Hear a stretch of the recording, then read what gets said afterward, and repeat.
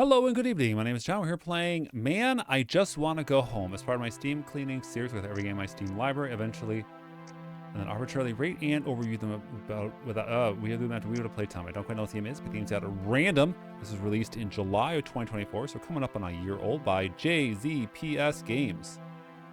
Start. Ooh, very bright. The gray October sky vomited another bucket of rain onto the last train moving away into the wet inners of the city. Missed this one too, huh? You think to yourself as you retreat deeper into the useless hood of your soaked-through jacket, muttering half-coherent curses and reaching into the pocket for a blank, dead rectangle of your ancient cell phone. You thump your thumb against the black matte screen disappointingly. Even if you had ordered a taxi, you wouldn't be able to pay for it, thanks to your last client who deemed your services too low grade for his money. Stupid low-income son of a broke bee. Through the static of the rain, your eyes catch a greenish reflection on the neon sign of the coffee shop. Flat.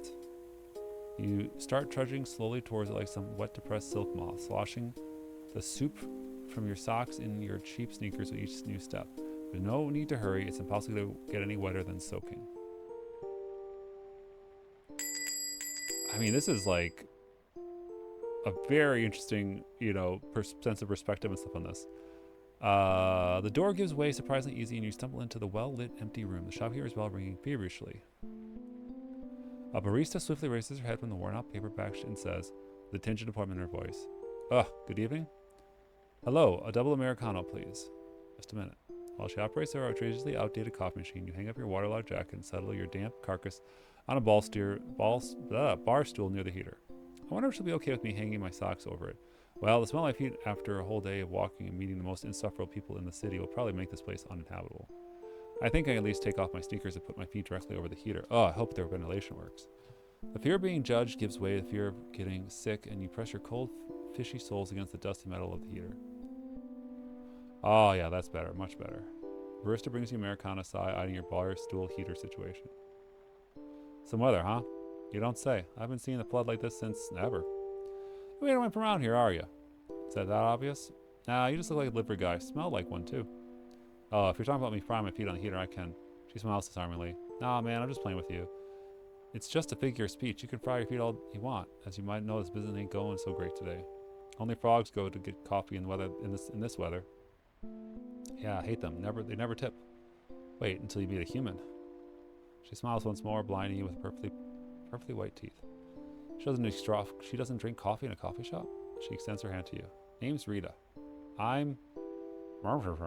Nice to meet you. The heater feels nice too, doesn't it? Now, if you'll excuse me, I'll go back to my reading and you can get back to whatever you're up to. Call me if you need anything. Wait, by any chance, do you have a mini USB charger? Mini USB? Oh, that's a blast from the past. I'm old-fashioned that way. Some people confuse it with poverty, though. What can you do? Some people just lack perception. But I have to disappoint you. I ain't seen a mini USB since like 2006. That's okay. I need to start keeping up with the times. Very fascinating look. Rita leaves you alone with waves of warm bliss rolling through your body from the heater and upwards. The rhythmic patter of the rain is practically reflected inside your brain, adding weight to your eyelids, and with each... Oh no, don't fall asleep. Man, I just want to go home. Drop.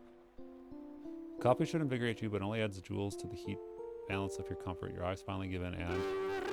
Rita's ringtone rings from sleeping, desperately clinging to the table, trying to balance herself on the stilts of a bar stool. Yes? Tara? Really? Of course I'm on shift. Where else would I be? Alright, I'll come. Don't worry. I just need to find my swimsuit. That's all. Rita comes over the counter and touches your shoulder. Listen, I don't want to pose on you or anything, but seeing you're so cozy here, how about you just keep sitting in this chair while I quickly run across the street to get my neighbor with my set of keys? It'll take 50 minutes max. You alright with you? What if someone comes in? That would be a miracle. What if I'm not the man you think I am and I rob you blindly? Good luck robbing an empty register. So what? I'll... Rita's proposal and keep sitting in the warm coffee shop. Rita smiles confidently, opens an umbrella, and slithers out into the street. The shopkeeper's bell rings softly before falling silent, leaving you alone with the sound of rain and the gentle hum of the refrigerator. You shrug, pull off the wet socks with a squelch and place them on the heater to dry. Then, taking a quick glance, you notice a stack of paper napkins on the table across the room, which you hastily grab and stuff aside your sneakers in a futile attempt to soak up at least some of the moisture.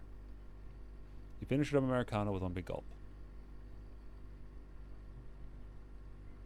To your surprise, a simmering cloud of anxiety starts forming 2 inches below your solar plexus. But why? It's the effing coffin. I hate coffee. Why did I even order it? Oh god. The rain grows stronger. The forms of the coffee shop is comprised of start to tremble. 2 grow disproportionate. With faint specks of light scattered across the numerous surfaces, the pile of cups on the top of the ancient coffee machine blazes at you blankly. You lock your eyes on it and jump from the sound of a bell cutting through the stale air. A rumpled middle-aged man wearing a soaking wet white trench coat staggers into the coffee shop. The door does not adhere to fire station standards. Good evening, Sir Unfort. Pour me a glass of water, boy. He croaks and materializes 20 marks. A 20. Your hand grabs it before your brain starts calculating the ethical side of such action. 20. It's 4 subterrites, 2 packs of cigarettes. It's still enough to get a taxi, but I'm not little Lord Farthingroy. Unceremoniously, stuff your feet inside the mushy napkin-lined sneakers and limp across the sink with the finesse of an ex-paraplegic on high heels. And you grab the first sort of clear tumbler, fill it with tap, and give it to the man. Oh god, that's close. His trembling hand grabs the glass, palinkly empties it into his throat, and thumps on the counter. Then he gives a long, piercing look with his blue eyes shining in the center of a life-drained face. You don't work here. I'm substituting for my friend. His stare drills a sense of discomfort into you.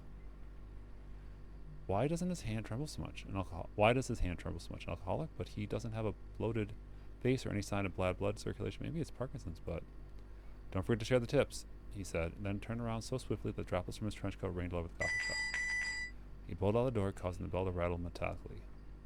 You exhale and lick the counter and find a thick wallet laying near the empty tumbler, a wallet of a stranger who's willing to pay 20 marks for a glass of water. Shoes fast. Run after the creepy stranger. You shake your head disappointedly, remove the moist lumps of paper from your sneakers, put the disgustingly wet jacket, and run outside, pondering the vastness of your soul and dizzying heights of your moral stance. A gray silhouette is quickly moving down the street into the rain. You run, and occasionally shout something like, "Sir, your wallet, man." The words dissipate in the rain without even catching his attention. F. You think, full of kindness and humility. A couple of blocks, the silhouette takes a sharp turn into a shabby alleyway between 2 worn-out red brick buildings. You pick up the pace. First thing you see in the alleyway is a flash revealing a limp body man in a striped jacket. Oh. And then you focus on another man flickering through the street of rain, holding something black and ebony in his hand. The sound of shot records the mere minute raindrops pierces you. Your stomach lurches up in your throat and you scream involuntarily. The stranger towards you, lips moving, but you can't make out any words. Another flash blinds you, something warm seeping onto your chest. Wet asphalt crashing your face, the whole devastating mass of shining ripples. Why is my shirt so sticky? You didn't make it home. Okay.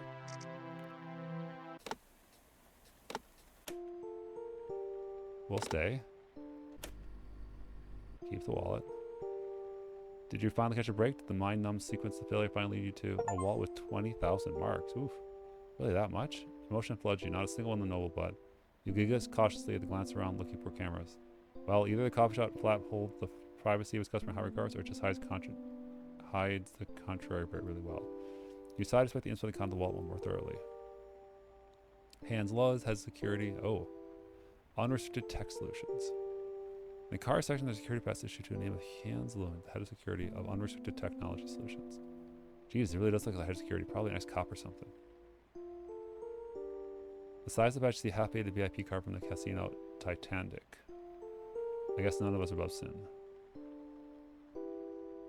With a bit of effort, you squeeze the wallet into a tight pocket of your jeans. To safer this way, after some consideration, you rinse the tumbler and put it back exactly where it was. What if he comes back? Thought makes you breathe faster. A cloud of anxiety reminds you it's all of its present in your chest. You bend down a bit too quickly and remove the slimy lumps of paper from your still not even close to being dry shoes. Then you rush to the heater, put your wet but warm socks over your feet, and holy crap!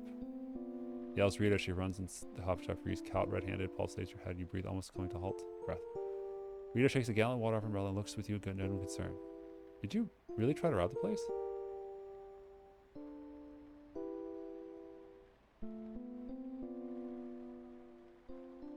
Prove the world your nobility and leave Rita the wallet, hoping the creepy costume. Okay.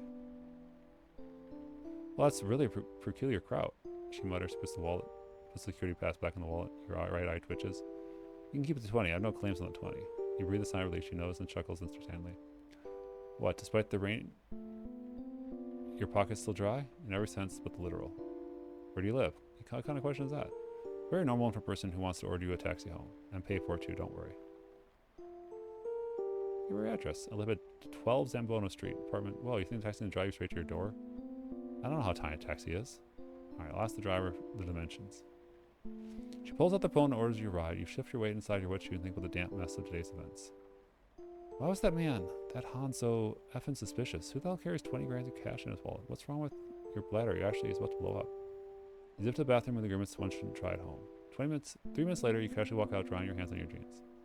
Your carriage awaits you, sir. Thanks, Rita. See you around. You raise 2 fingers to the ceiling and ding the brass bell on your way out. As you step out, you met with a glass of water in your face. A murky taxi driver with a mustache and post-acting uneven skin doesn't pay attention to your attempt to find a comfortable sitting position in the back. His headlights, multiplied by the rain, only illuminate a meter of the road ahead, sentencing the car to crawl about 50 miles per hour. But half a mile down the street, you hear a soft thud of a body. The driver frantically pushes the brakes, halting the screeching carcass off his car. Oh no. A trench coat wearing shape opens the door and throws the driver into the rain. Out into the rain. Oh no. You stare at the barrel of the gun with the density of a soon-to-be slaughtered chicken. Hello again. Ugh. You swallow some bile that rush your mouth as Hans assumes the driver's position and the wheel states casually. I'm not a killer, boy. Of course I believe you, Hans. Wait, how the F do you know my name? Not a killer twists his torso once again and acquaints you with his weapon. Did Togo send you, or was some kind of Kijo side? Who the F are you, kid? Start talking. He barks abruptly. You left your wallet in the coffee shop. You start wiggling in the back seat trying to pull his wallet out of your pants. Muzzle flash leaves a small hole in your forehead as your brain sputters, but you don't hear the bang. I didn't make it home. Alright. This is very interesting. The visual style is really arresting. The choose your adventure stuff is kind of thin, but that's okay, I think, because it moves quickly. So what did we do? We did go for a swim. Okay.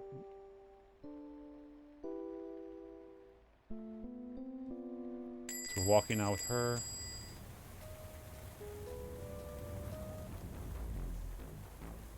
It's the Titanic. Oh, let's go inside. Interesting. It's a really cool visual style. I mean, I think it's all done in Microsoft Paint, which is intentional. Yeah. Oh, I could go back. Oh, that's pretty clear. Very cool. I was just scrolling. You can't. Whoa.